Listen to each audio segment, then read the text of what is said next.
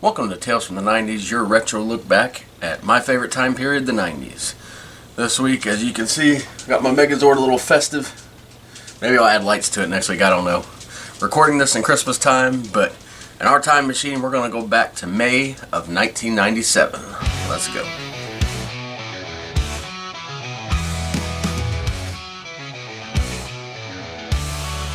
Tales from the 90s never die. In our hearts they testify. VCRs and mixtape spins, where every tale begins. Tales from the crypt, marathons, wrestling wars and morning yawns.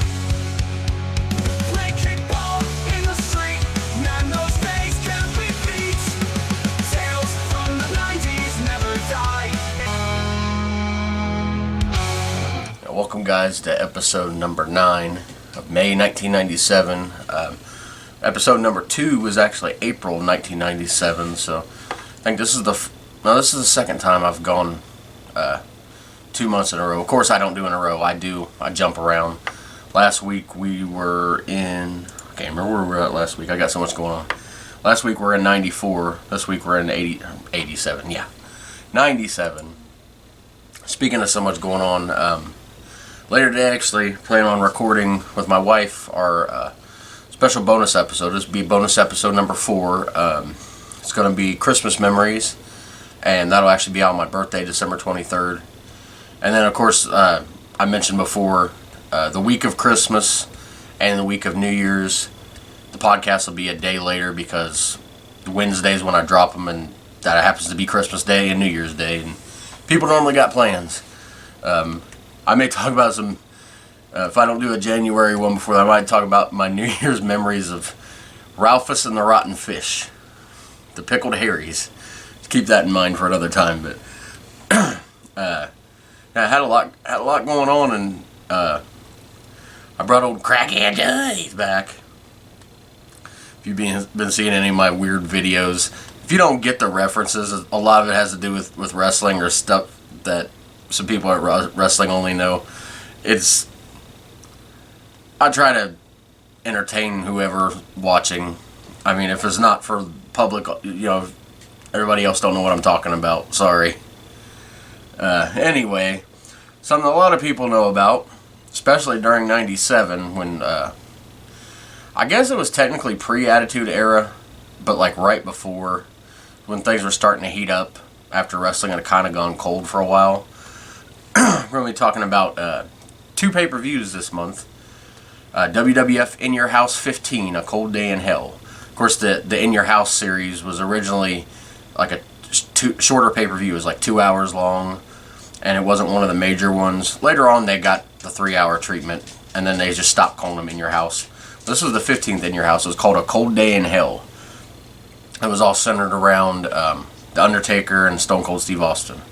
Of course, this is pre-Austin becoming a babyface, which would happen the next year at WrestleMania. Am I right on that? No, sorry, I had my dates confused. Yeah, he'd already switched face in that famous match with Bret Hart at WrestleMania 13. Yeah, this was right after that. But Undertaker was a face too, so again, I've talked before that both guys have said that their Undertaker and Stone Cold on their different podcasts have said that their matches just kind of, I don't know, their styles kind of clashed or something, and their matches never came off the way they wanted them to. But anyway, that was the main event of this night. It was, those two, and of course their faces, so usually you figure something's going to happen, and it did. Undertaker retained his title because the Hart Foundation, which was obviously feuding with Stone Cold still, they'd been feuding since 96. Brian Pillman came down, rung the bell, and then they all got involved, and it kind of ended up in a melee, but Undertaker ended up getting the win in that. But yeah, I just assumed that this was pre-turn for Stone Cold, but I don't think they ever fought then.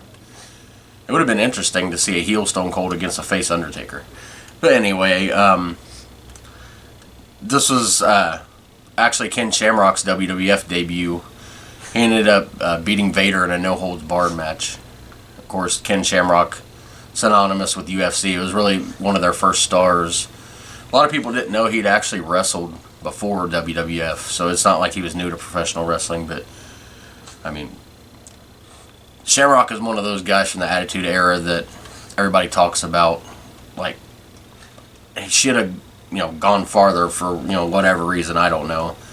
I don't know if he was hard to deal with or just not the right timing, but I always thought Ken Shamrock could have been like a main event guy. He was really close to it. Again, these are all my opinions. I'm not just because I work in the wrestling business. I'm not trying to come off as an expert. It's just I get my information from podcasts I've seen and researching history, because I am like a huge wrestling historian as far as I can't name you detail after detail of some things, but some things I can. Again, I'm not an expert. It's just when you find something you love like that or music, you tend to research it just because it brings you joy, I guess. It's not like I'm researching it for this specifically. Like I said, I'm rambling, but on the podcast I try to go on, I look up a little bit of stuff and then go on memory. That's why a lot of stuff, if I've never seen it, I try to move on. Anyway, I should move on from this because I talk about this every week. But also this month was WCW Slamboree, which is actually a week after this pay-per-view. And main event for the event, it wasn't really you could tell this month of May wasn't really a big wrestling month, because they had the In Your House, which is kind of secondary pay-per-view. And then this Slamboree, the main event, was Ric Flair, Roddy Piper, and Kevin Green. Talk about a weird team. Beating the NWO, which was the Outsiders, Hall and Nash, and Six, in a 6-man tag. Didn't even have Hogan on the show. That's how you know it was a lower month, because Hogan never wanted to wrestle the lower shows. But also on this night, Lord Steven Regal defeated WCW TV champion Ultimo Dragon to win the title. Of course, many people know Lord Steven Regal better as William Regal, but I always remember him most as Lord Steven Regal. That's my first experience. And with the Blue Bloods, not Bobby Eaton, Sir Robert Eaton. That was a funny group. Overly British. Just, you hated it. Just, they were so smug and arrogant. But one other wrestling note of May of '97, as I said, I guess it's former now, but future then, ECW champion Danny Doring made his pro debut. Again, just a few things going on in wrestling. It's kind of a lull. WWF was gearing up for King of the Ring, which was one of their big ones at the time. And WCW is, gearing up for their Bash at the Beach. Of course, they were in the middle of the NWO thing, so I'm not trying to make it seem like wrestling wasn't big at this time. It was just, during this month, they didn't have their main, at least not on their pay-per-views. But, again, we try to give historical context to what's going on at the time, but also just some personal stuff. This was I was 13 in this year, May '97, because I turned, last week of the month is my birthday. But I was in 7th grade, part 1. The reason it's part 1 is because I'm an idiot, and just because of, home life and, I don't know, puberty, I don't know what was going on in my head that caused me to kind of just stop. I never really was. My early years, up until 3rd grade, I had straight A's. And then I just kind of, I don't know, zoned out of school. I got more obsessed with wrestling. I'm not blaming wrestling, it's my own obsession. I could have been obsessed with anything. Where I cared more about, sneaking and reading wrestling magazines in class instead of doing my work. And then at home, I was just, I don't know. I just didn't focus in school, and that's why part 1. Part 2 would come the next year, and there was almost a part 3 if it hadn't been for summer school. But I'm actually a little grateful now that I look back at it that I did fail 7th grade, because it's weird, just 1 year difference. But the next year I didn't have hardly any friends at all, even though it was kids I'd been in school with since second part of third grade when I moved to Norwood View, by the way. I was in Norwood Middle School at this time. But yeah, that second year, it was a whole, like I said, it was a bunch of people behind me. But when you're in elementary school and middle school, you're usually, even if you're not friends with people, you usually like only associate with people in your grade. High school's a little different, obviously, but because you had classes with these people. You never had classes with the year before. In high school, sometimes you did, but like I said, I'm kind of grateful for that, because the next year I would actually start to get some friends, and it was all based around wrestling, but we became friendly otherwise. But my brief period of time in middle school when I had some friends, but I did have a couple friends. One was Greg. I can't remember his. I don't want to say it because does anybody want to put their name out there? I just remembered his last name. I couldn't remember for years, and it just literally popped into my head. Anyway, we were actually friends in elementary school. It was one of the few, but part of the reason I couldn't make friends because I was so freaking annoying. But another part is I never got to go anywhere to hang out with anybody. It's kind of, and I hardly was ever allowed to have anybody over, so it's kind of hard to have a friend when you're just friends at school and you don't have that much time to socialize. But Marky Foe time. My stepdad, if you don't know, that's Marky Foe. Again, I don't remember why we call him Marky Foe. His name was Mark. But he was having a barbecue and he let my friend come over. And I don't know if you remember these things called Magic Rocks from the 90's. I'm sure they were before or after that. But they're like these little crystals and they got like chemicals on them, and you put it in this, we had a fish bowl. You put them in there to grow. And they'd been, I got them for Christmas. It was one of my smaller gifts, and I never really, it didn't interest me that much. I was never into science. You can tell by my grades all throughout school. Because until third grade I did good, but after that, especially science. But I had these magic rocks just sitting there, and he was just looking around my room. Wasn't much to see. Everybody else was outside. Marky Foe was grilling out. For once, he didn't make. Actually, no, I take that back. He did make crap with mushrooms. I forgot his burgers. Oh, God. I told last week about how he shoved mushrooms and everything. He would take the burgers and he would make them with the Lipton onion soup, which I hate when people do that, because I hate. I'll eat White Castles all day long. Well, if I did that, I'd probably be dead. But anyway, White Castles, they come with the onions on them. They're cooked. I can deal with that. And it's weird. I can deal with. I can eat a Big Mac with raw onions on it if I forget to ask take the onions off. But anything else, I cannot stand onions unless it's onion rings. Anyway, he put this onion mushroom soup in these burgers, and it was so, all I tasted was mushrooms. Like I said, even burgers I couldn't eat of his because they were shoved with mushrooms. Anyway, back to the Magic Rock story. We did the Magic Rocks the best we could. I don't think they ever even grew because we screwed it up, but I don't know if it was a combination of sitting there forever or just the chemicals in them, because we were hovering over them trying to fix it. But all of a sudden, he comes in, I guess he went to the bathroom, and he comes in the room, I guess, to see what we're doing, and we both look up at him, and our eyes are we didn't realize it, we're bloodshot because of the chemicals on this. And he's like, "You're in here doing drugs! I let you have a friend over!" And Greg gets kicked out. I get grounded, and then my mom comes in and it's like, okay, if they were doing drugs, why is there no smell? Why is he acting normal? And it's like, it's the Magic Rock stuff. And then later on, this is so stupid. Racist alert. He's like, I know you think that I kicked your friend out because he's black. I was like, what? Why would that even cross my mind? You kicked him out because. I thought you kicked him out because you thought we were on drugs. He's like, I know a lot of black people around here do drugs, but I didn't kick him out. I got friends blacker than him.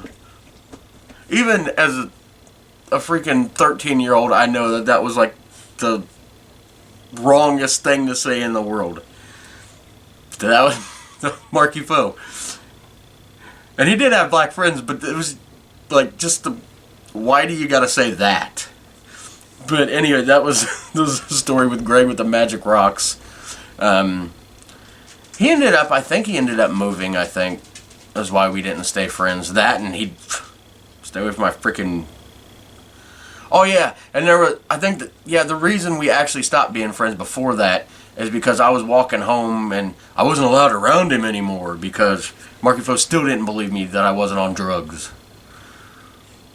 I've never taken a drug of any kind at all, other than freaking, prescription medicine I was prescribed in my life. So if anybody that knows me that is hearing this story for the first time, it's like, you obviously know this. But I was walking home from school, and Greg was with me because we were still being friends at school, and he seen me. He happened to be coming to get me or something. I didn't realize, and he started throwing a fit. He's like, "You need to get away from my son." So stupid. Like yes, we're up in the room doing drugs. Apparently, these special drugs that you can't smell. And anyway, the only drug time he thought I was on drugs. He's like, I guess the magic rocks were a gateway to snorting stuff out of a spoon or something. Because okay, I've talked about the Leprechaun on here before. It's one of my favorite horror movies. He had his weird little thing that I didn't know it was called a shillelagh at the time. It just looked like some weird spoon-looking thing, so I called it the Leprechaun spoon. So, being stupid, as I should just call this podcast Being Stupid. But anyway, we had iguanas, and you fed them like kale and other vegetables and stuff. But there's this like powder you put on their food. It's like nutrients and stuff, and it comes in this little scoop. This little plastic scoop. It doesn't even look like a spoon. It's just like a little scoop. Anyway, I found these skewers for like shish kebabs. And I, bored I guess, took the little, the iguana food scoop and taped it to the end. I said, "Look, I got my leprechaun spoon." I guess I'd set it down, didn't think about nothing about it. He's seen it and he came in. "Are you snorting cocaine now? You're doing drugs. Get to jail." Literally, that's what he said. "Dude, you're doing drugs. Get to jail." Snorting cocaine out of a iguana, like that, or I don't know what he thought. Like, I wish I could get inside this guy's head if he was still alive. And, like, what were you thinking? Like, it had to have been the alcohol rotting his brain. But, we would do all kinds of stupid stuff besides that. Like, I had a radio in the basement forever. I remember this thing. It was like a light blue with like purple on it. And weren't allowed to have it in the room, but I wanted it up in the room to listen to stuff. And I couldn't sneak it past him because he was like sleeping downstairs at this time. Because like I said, I guess he wanted to be right next to that little bathroom. He couldn't walk the 5 feet upstairs, which I was grateful for because we ended up getting their room. I feel bad for Mom. I have a feeling she didn't want to sleep downstairs in the freaking living room on the couch bed that folded out. That thing couldn't have been comfortable. But we ended up getting their room as the playroom. We had our PlayStation.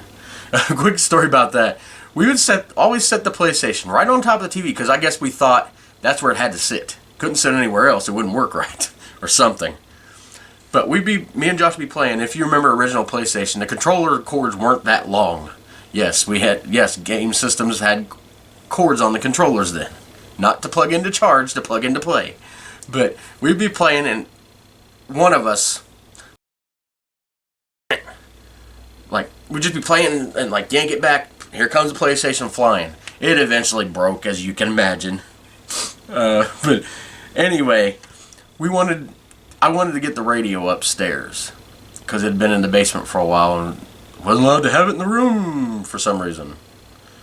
He'd go on his kicks where he'd just come up with these rules that come out of nowhere. Like, before I could have a stereo in my room. Now I can't have a radio in my room. Anyway, we were like, how do we get it upstairs? I think we originally thought, like, maybe we could throw it up on the roof. Oh, I got a story about the roof and Josh. It's coming, corny boy. Don't worry, I don't think all this time later you actually killed the cat. It's just funny to tell.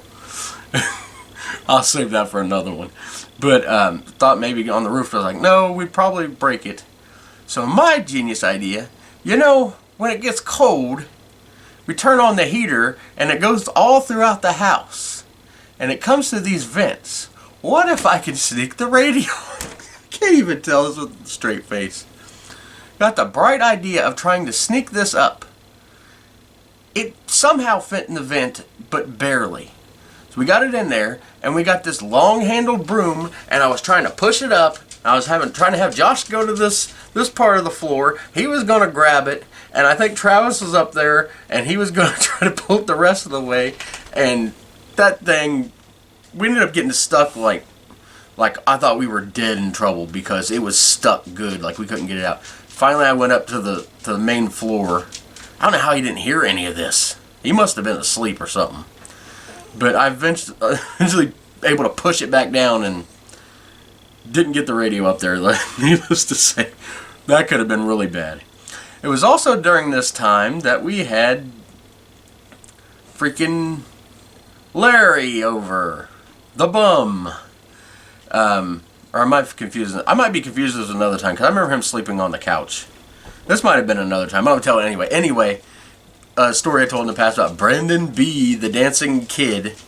The freaking, kid was 9 years old and had a full mustache and a giant mullet.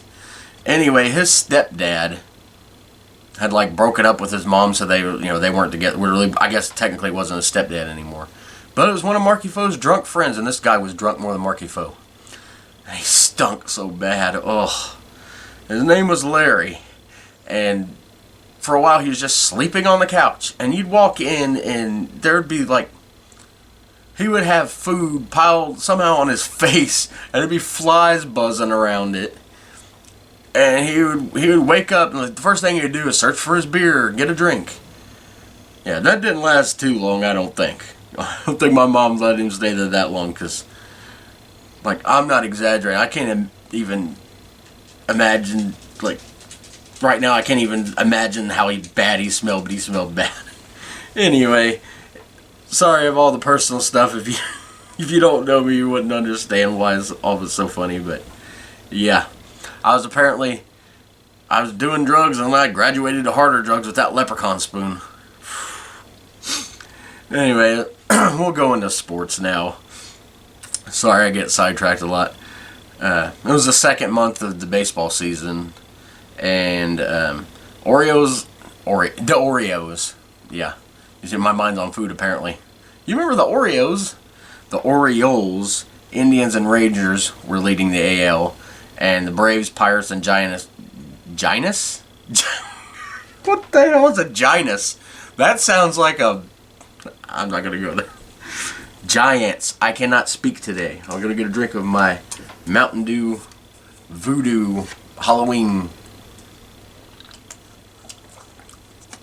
I swear it's Christmas time. They randomly have this store here at Pride. They have these this pop that falls out of trucks or something that they sell for cheap, and you never know what you're getting, and the 6-packs are just random. I found one of the Halloween Mountain Dews, which are really good, by the way.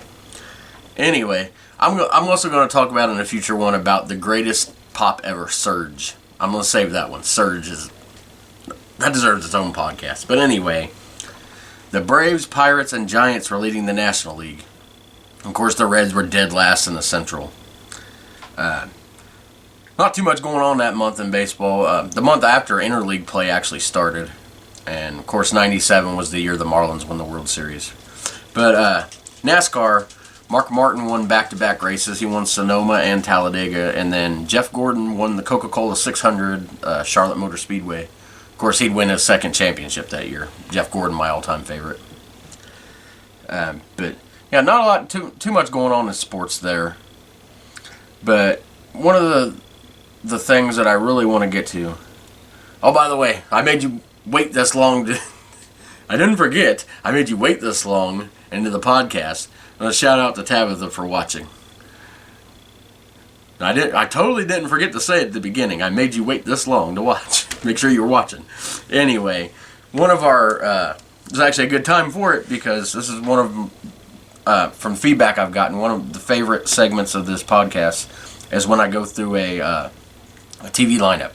I either do Saturday morning cartoons or a Nickelodeon lineup. And this week we're going to do Nickelodeon Sunday lineup. I was actually going to do their Saturday night, but the site I use doesn't have the full Saturday night lineup or the full weekday lineup. So we're going to do the Sunday lineup, and I don't look at this beforehand because I want to kind of just give my reactions of what's on here. So a lot of it may be things I've talked about before.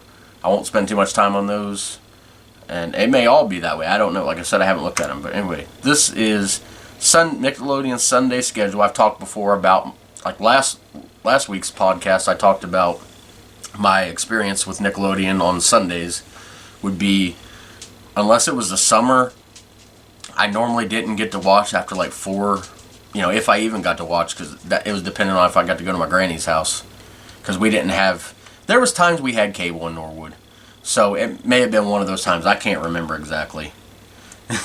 I'll tell her one of the reasons we stopped having cable at one point was completely my fault. But I'll get to that in another one. I don't want to sidetrack too much here.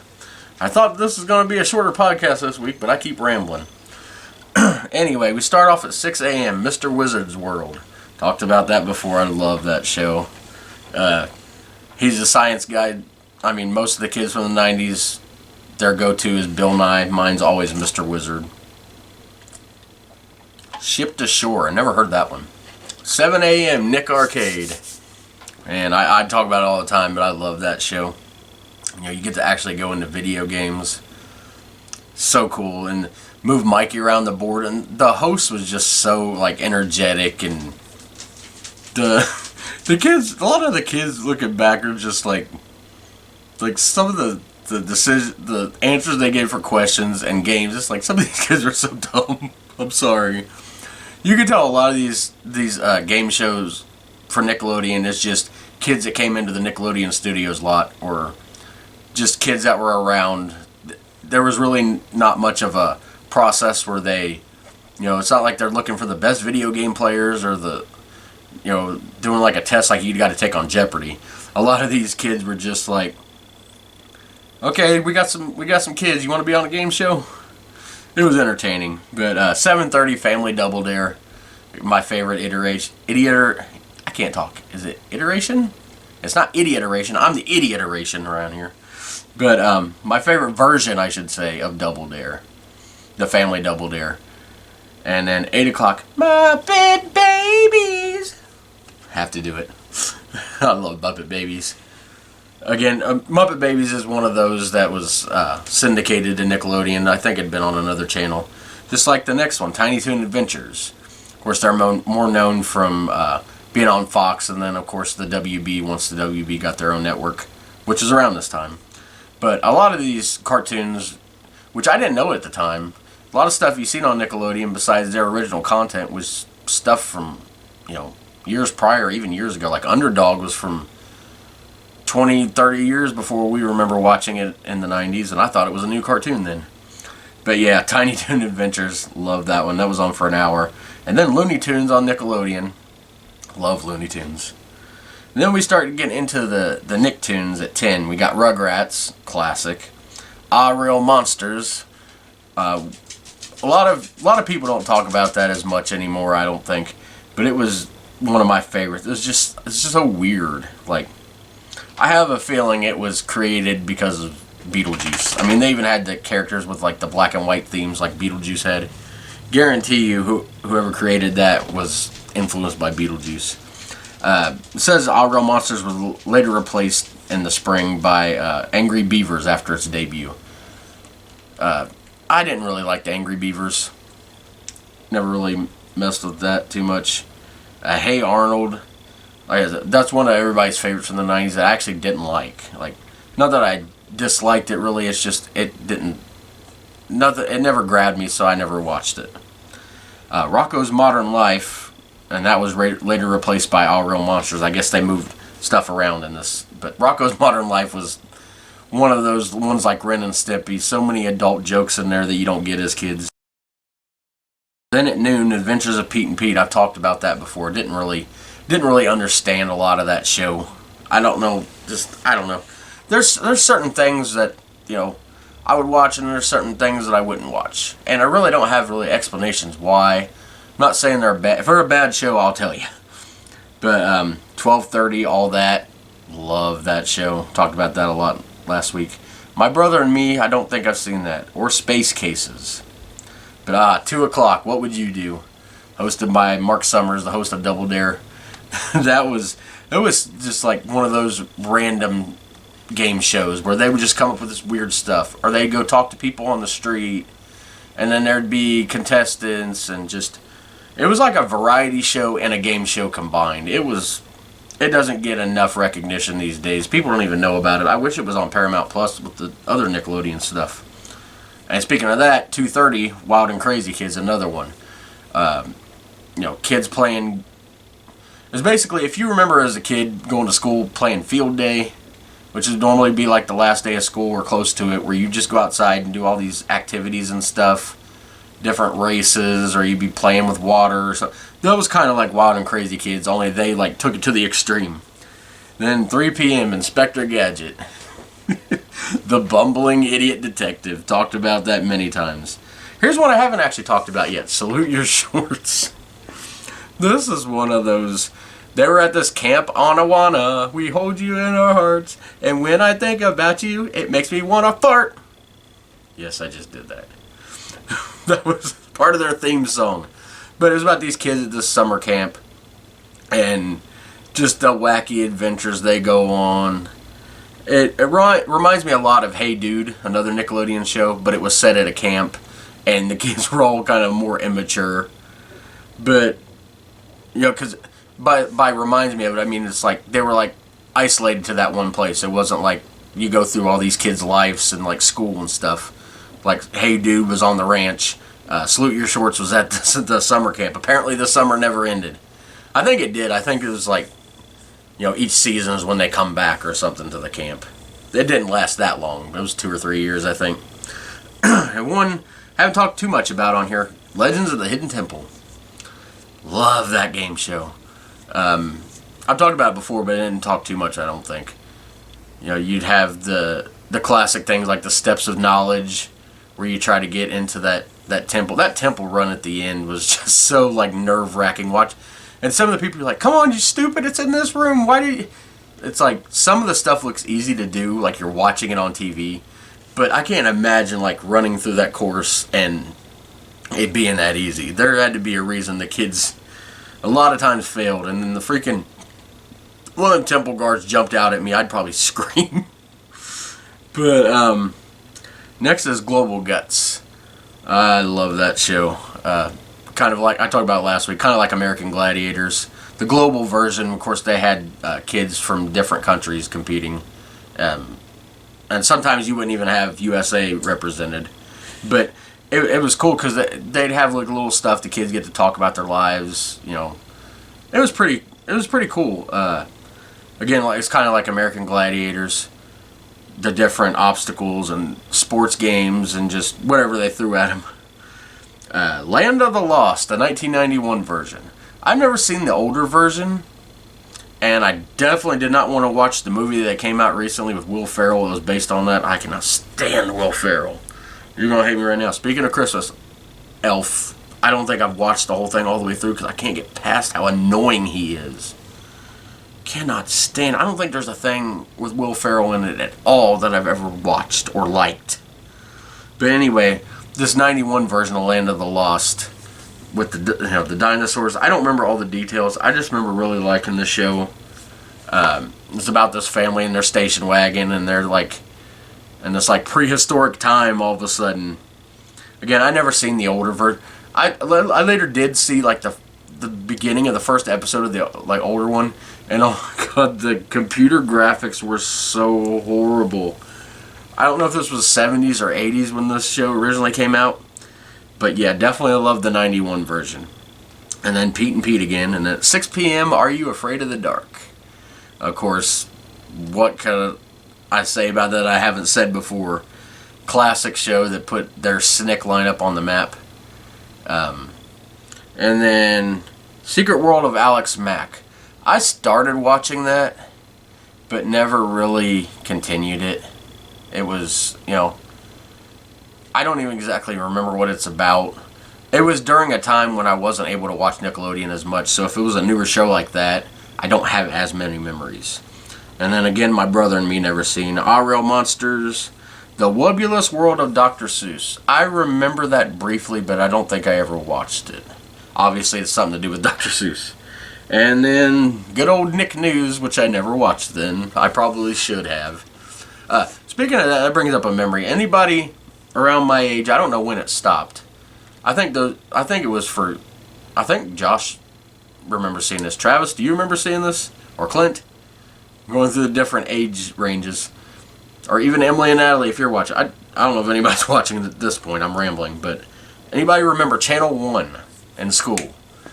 It was called Channel 1. We would watch it at the beginning of the day or middle or end, whenever they put it. And it'd be like a little 10-minute video. Just like it's like kids doing the news. You know, what's going on in the news. And then I think on Friday was like 15 or 20 minutes. It was a little bit longer on Friday. But it was, it was one of those things. I don't know if it's still going on or not. But if any of you have any memories of Channel 1, let me know.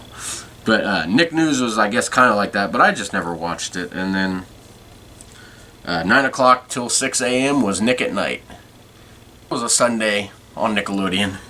Again, like if I don't spend a lot of time on stuff, it's either because I don't know it or I've talked about it previously. I try not to repeat a lot of things on here. I try to, so that way I can get as many newer things in.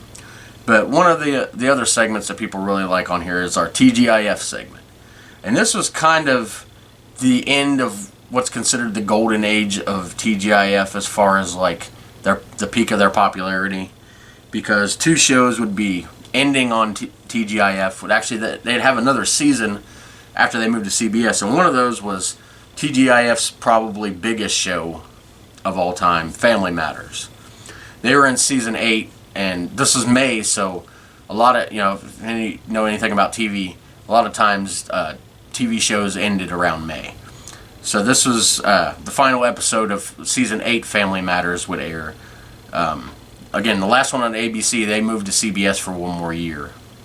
But they were in full weird mode, and I guess I see why they were, because their ratings were probably dwindling because, I mean, they got a little too outlandish. Like in this final episode, Steve has a time freaking machine ring or watch or something, and they go to the 1700s on a pirate ship and have to walk the plank. I mean, they got a little bit too ridiculous with all that. If they would have just kept it more, like, literally down to earth, I think it could have lasted a little bit longer. But anyway, they moved on for a final season of CBS. And also, that was because TGIF was 2 hours. That was the first half hour. The last half hour was Step by Step. They were in season 6, and they also moved to CBS after the season, for their final season. Of course, they were run by the same people. You've seen Step by Step. I think it was the second episode ever. It had an Urkel crossover. Try to build up the show for ratings, and it worked. I mean, love Step by Step. But like I said, the ratings were kind of dwindling, and I don't know if there was. It seems like there was some kind of issue there between the company if both shows moved. But Boy Meets World was in season 4, kind of in the middle of their run, and their last episode, they were in 11th grade there. The next year would be the big, one of the bigger seasons where at the end they're graduating and Topanga proposes to Corey. But a show that was really taking over where TGIF was going was Sabrina the Teenage Witch, and they just finished their first season, and that kind of shaped where TGIF was going. It wouldn't be as popular, and it's not really because of that show, but shows they tried to make too many copies of that. I think I talked in another podcast about another show that was kind of in that realm, made by the same people, and it didn't even last a full season. But yeah, this was end of an era for TGIF. I mean, they still were doing okay after this, but they would never reach the heights that they had. I guess from the mid 90s till now was pretty much their golden era. A little bit into more memories of things I did as a kid.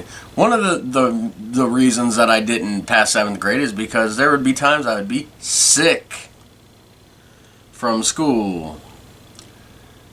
I know every kid's done this, and I'm not saying it's right, but of course, one of those things where I had no freedom at all, and I was just caring less and less about school, so, you know what? I'm going to be sick. I'm going to have them call in, convince my parents. Good thing Marky Foe was normally gone, because he would have, his famous phrase, grin and bear it. He would have told me to get the hell out of bed and go to school even if I was throwing up.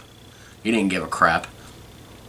But just some of the stuff you'd watch, like the times I was actually sick, obviously sucked.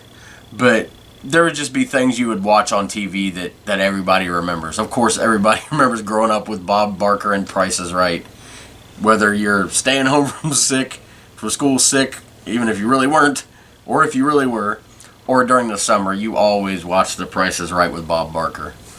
The one they have now with Drew Carey, and I love Drew Carey, and we'll talk about him in a little bit coming up here, but it just doesn't feel the same. And it's not really his fault, not everybody can be Bob Barker, but just everything about The Price is Right. I didn't realize then that the freaking how much the prices would change over time.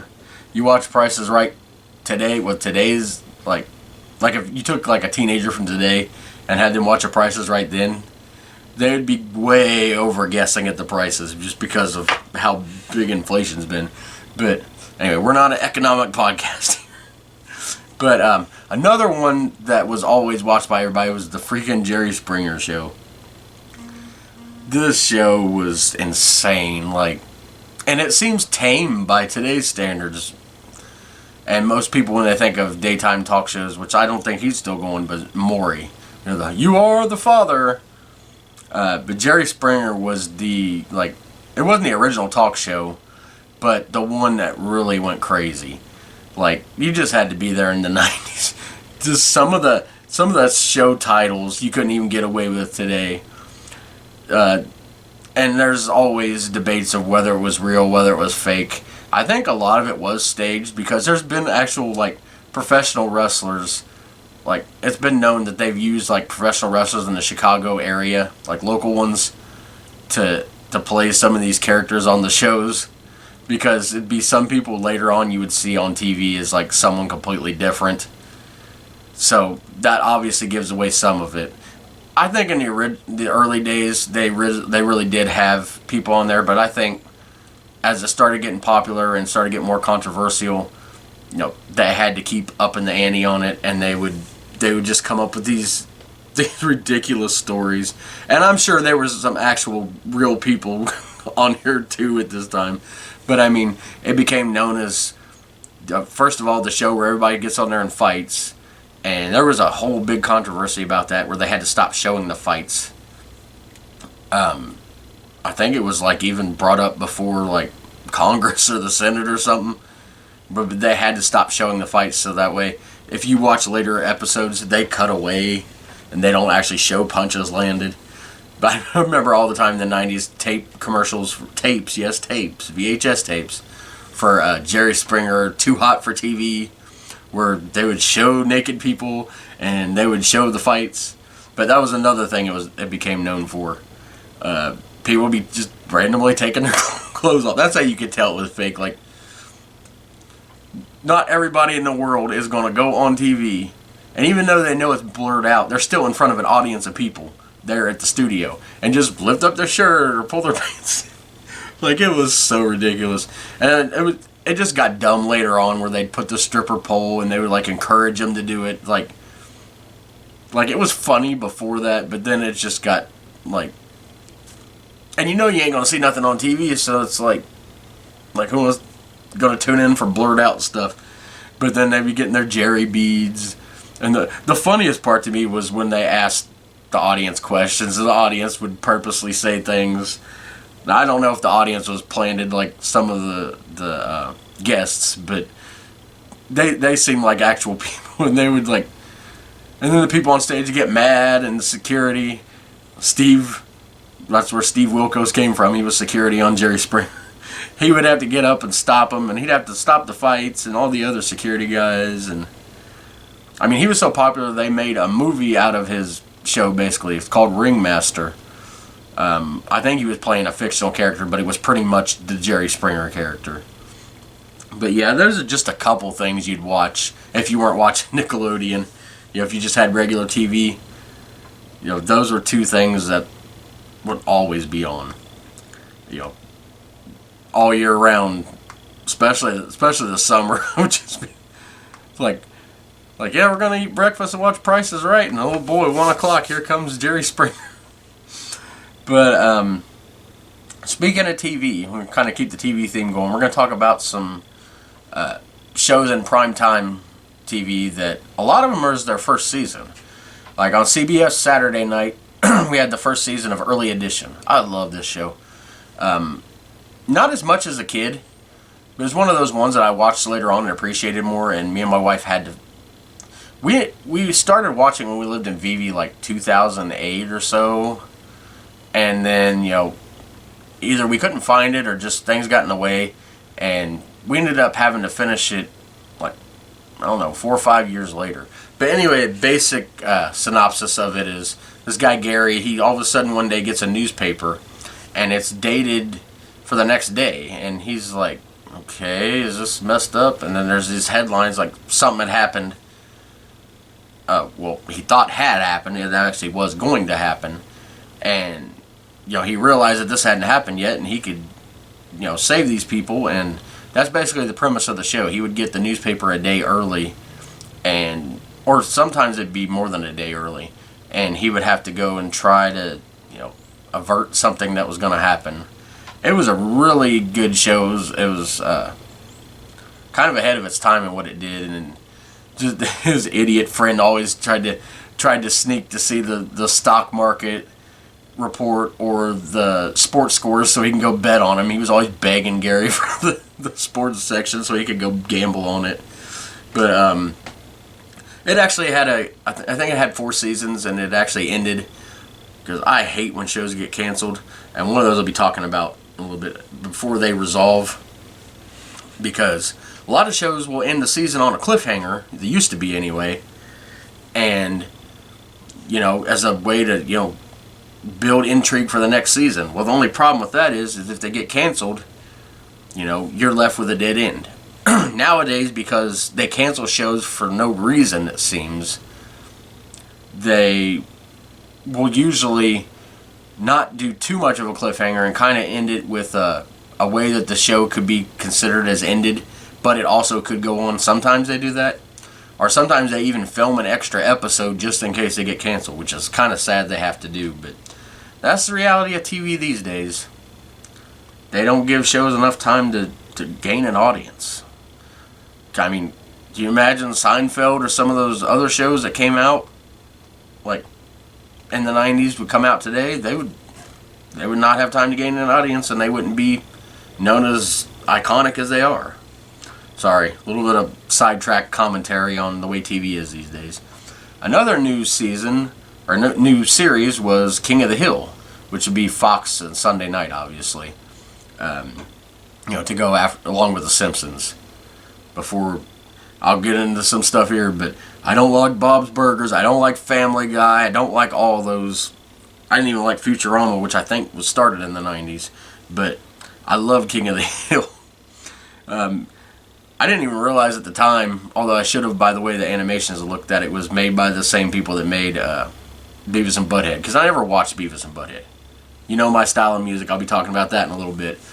But so obviously I wasn't watching MTV to see Beavis and Butthead. But King of the Hill, they're so freaking much hilarious, and apparently it's coming back.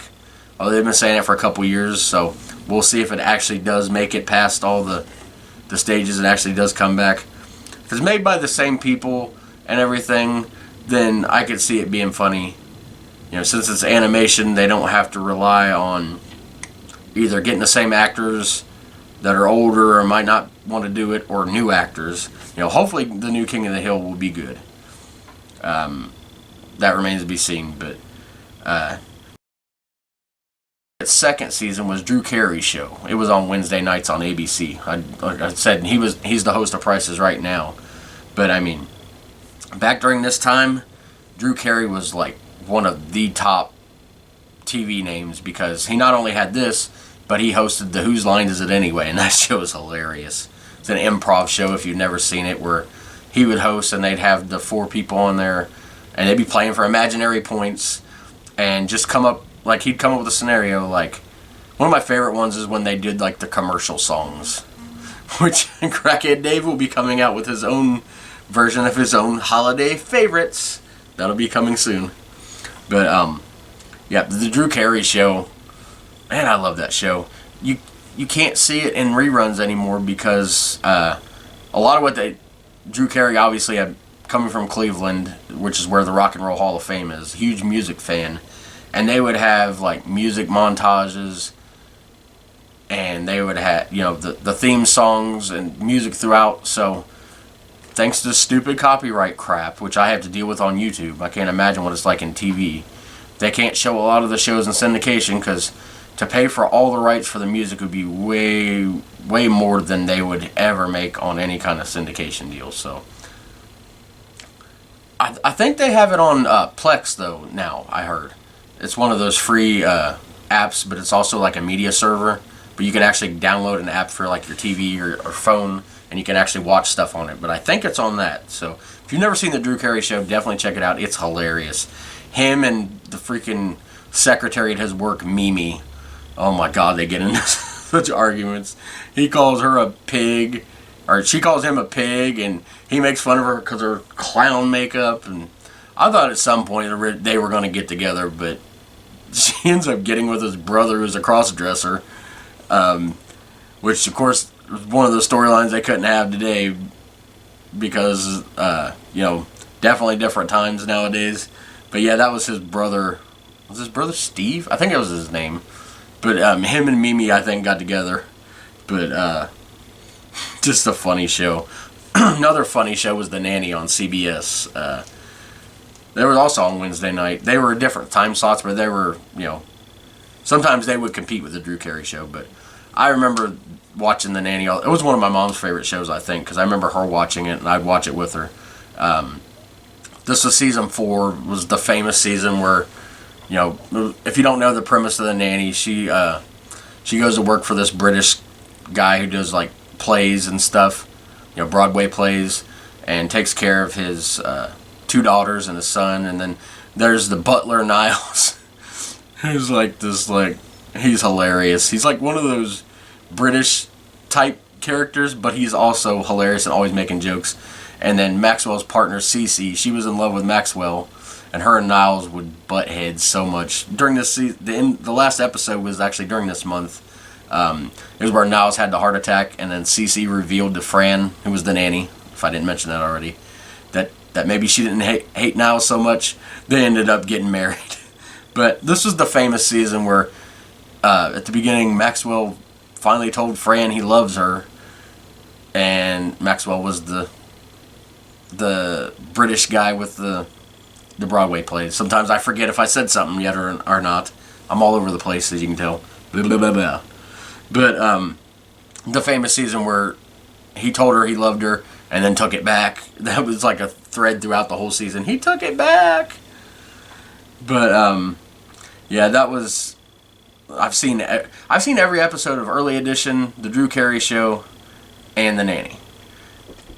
I haven't seen every episode of King of the Hill, which I probably need to. But one that I've seen every episode to, and that had ended its long run, was Married with Children. And of course, I've talked about that before, how they really put Fox on the map. Throwed it extra dry today, probably because I'm rambling too much. But this was that was a 2-part finale. Yeah, 2 episodes, but it was the last episodes. They would actually come out a month later with like some kind of lost episode. I don't know why it was considered a lost episode. But what was listed as a series finale was in this month of May. And it was, like I was talking about before, it was one of those ones, the ratings have been going down. And of course, they didn't care to take care of their favorite show then. By then, 97, Fox was, becoming a huge network. It was like, oh, we don't need Married with Children anymore. Let's cancel them. So they didn't get it really a proper ending.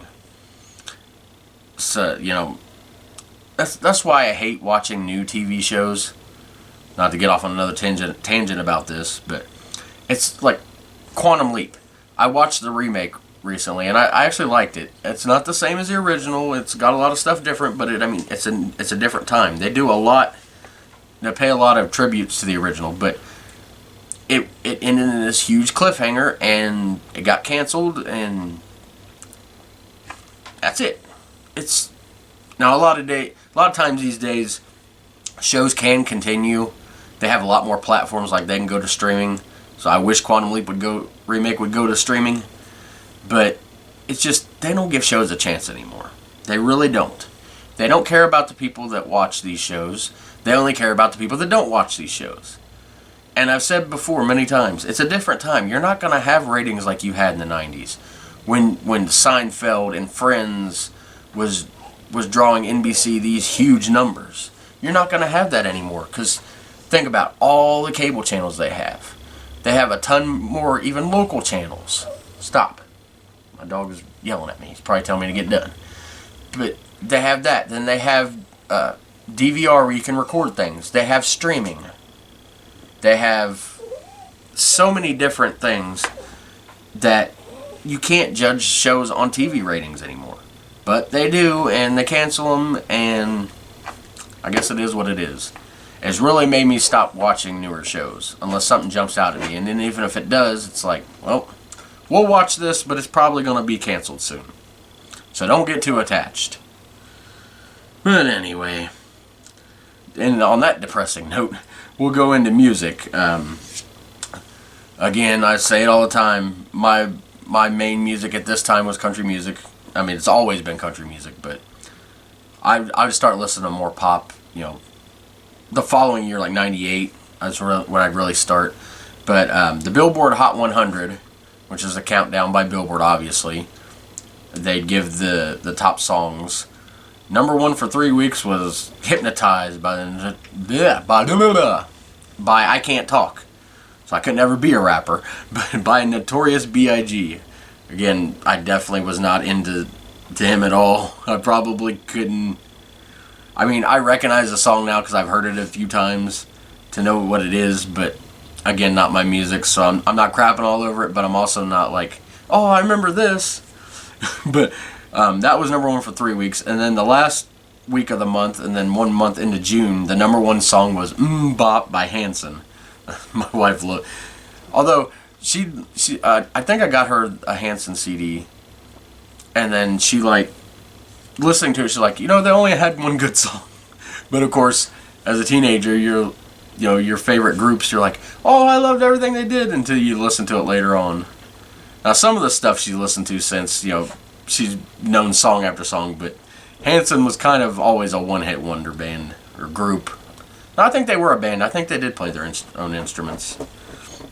But American Country Countdown, number one for 5 weeks, which actually started the month before. Massive song was George Strait, One Night at a Time. Again, George Strait on a number one song on a countdown. It's almost a weekly thing. And the scary thing about George Strait's career is, not really scary, but just the amazing thing is, this went to number one for 5 weeks, which is a huge accomplishment. This probably wouldn't, if I put a list together, or most people put a list together of George Strait's, not just his best songs, but his top, songs that went to number one. This might not even be in the top 20. And it's spent 5 weeks at number one. He's had over 50 number ones, I think 60 by now, I think is what it is, over 60. But I mean, he was a freaking hit machine. Like, he could have sung anything at some points in his career, but One Night at a Time was a good song. Like I said, I'm not saying it wasn't a good song, but it probably wouldn't make my top 20 of George Strait number ones. That's just how many great songs he had. And then the final week of the month was Brian White, Sitting on Go. He's one of those ones that only had like a 2 or 3 year run. His most popular song was this first one. It's called Rebecca Lynn, but this one's called Sitting on Go. He's probably most known now as the duet with Shania Twain, From This Moment on, and she later on just released on her own, kind of cutting him out, which kind of annoyed me. But anyway, one of those great 90s. He was a younger guy and came in near the end of the 90s. Back, when I know, I hate that the music changed too. Tiny, my dog, does not like the music changed apparently. But 97 was a really pivotal changing point in country music. So if you were a new guy, it was hard to get a hold on anything, because like within 2 years the music would just start drastically changing, and if you were popular in 97, you were nothing in 99. But yeah, that was 2 good songs, like I said, with George Strait. Like, the man, it was like he was allergic to not getting a number 1. But a couple movies that came out around this time. Austin Powers. If you were in this time period in the 90s, this one and the second movie, and they ended up having a third, but the first 2 were the most popular. You were quoting everything from Austin Powers. I seen it one time. I didn't really like it, but I would be quoting it. The fat guy, ain't gonna say his name, get kicked off for cussing. And then the mini-me. It was just, there were so many, like, it was one of those pop culture things where you would be talking about, scenes from the movie or lines from the movie, and they live on in memes forever. But like I said, I only seen it once, and wasn't a big fan of it. I don't know, just something annoyed me. I've always been annoyed by Mike Myers for some reason. Not Michael Myers, he'll kill me, but Mike Myers. I don't know. Didn't really like Wayne's World. I don't know. Something about his acting style just annoyed me. I'm sorry if I'm offending anybody. It just annoyed me. But another movie that came out was The Lost World, Jurassic Park, the second Jurassic Park movie. I actually would see this later on because I'd seen the first Jurassic Park in theaters. My family went to see Jurassic Park, The Lost World in theaters. I didn't get to go because I was grounded, which I was mad at the time. Nowadays, when I look back, I didn't really like Jurassic Park anyway, so it didn't upset me. But coming out of that, was the first time I'd actually seen something on TV while they were gone. I had to stay home and fold laundry and clean, but I was watching TV, obviously. The first time I'd seen USWA wrestling. Now, around here, the USWA is like king. It's Memphis wrestling. And, a lot of the people I work with that grew up on this, from the 70s, 80s, and 90s. This was actually my first experience. It was on the same channel that showed ECW. It would change a lot of times. Sometimes it was the WB, sometimes it was UPN, but it's channel 25 in Cincinnati.